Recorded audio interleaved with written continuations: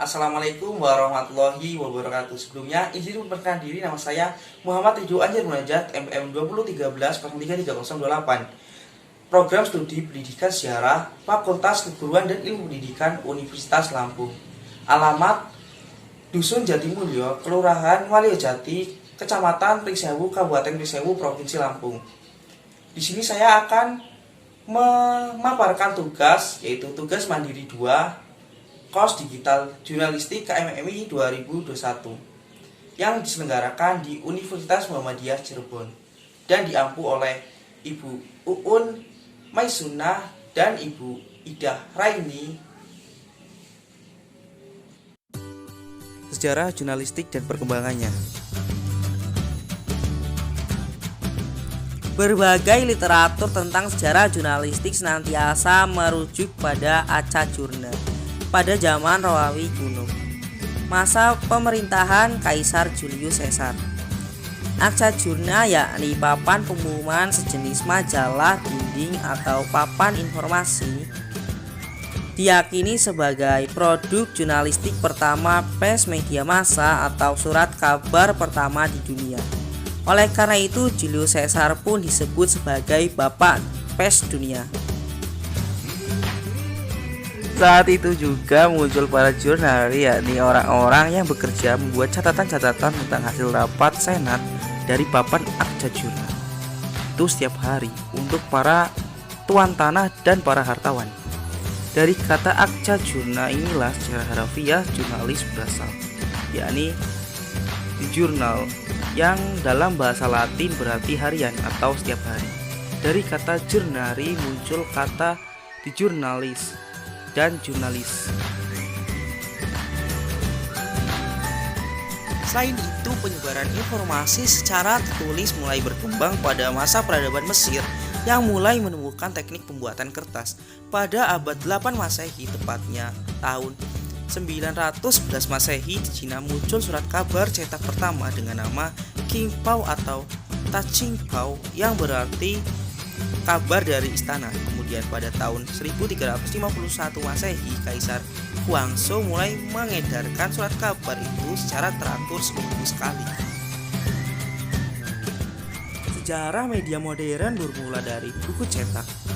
Daniel M. Sickle mengungkapkan bahwa meskipun pada awalnya percetakan buku merupakan penggunaan alat teknik untuk memproduksi teks yang sama atau hampir sama yang telah disalin dalam jumlah yang besar, namun upaya itu bisa disebut sebagai revolusi. Sejak ditemukannya mesin cetak pada tahun 1456 oleh Gutenberg, mulai the printing era of communication yang ditandai dengan banyaknya cetakan yang bersifat massal. Hampir 200 tahun setelah ditemukannya percetakan, barulah sekarang ini dikenal sebagai surat kabar prototipe. Surat edaran disebarkan melalui pelayanan pos yang belum sempurna dan berperan utama menyebarkan berita menyangkut peristiwa yang ada hubungannya dengan perdagangan internasional.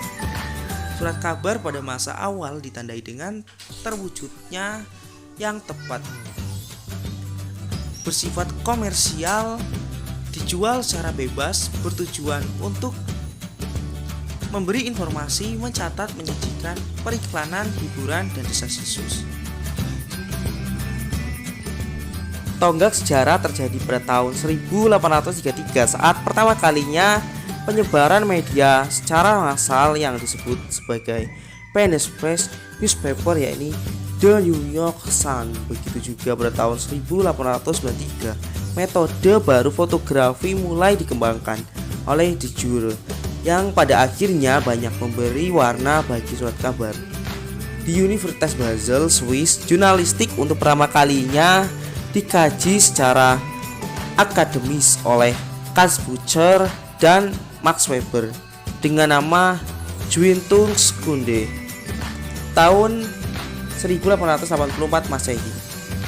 Di Amerika juga mulai dibuka School of Journalism di Columbia University pada tahun 1912 atau 1913 Masehi dengan penggagasnya bernama Joseph Pulitzer. Perkembangan teknologi komputer yang sangat pesat pada era 1970 sampai 1980 ikut serta mengubah cara dan proses produksi berita. Selain deadline bisa diatur sepanjang mungkin, proses cetak, kopi cetak yang bisa dilakukan secara masif, perwajahan hingga iklan dan marketing mengalami perubahan yang sangat besar dengan penggunaan komputer di industri media massa. Selain itu, pada era ini juga muncul media jurnalistik multimedia atau jurnalistik online. Perusahaan-perusahaan media raksasa sudah merambah berbagai segmen pasar dan pembaca berita.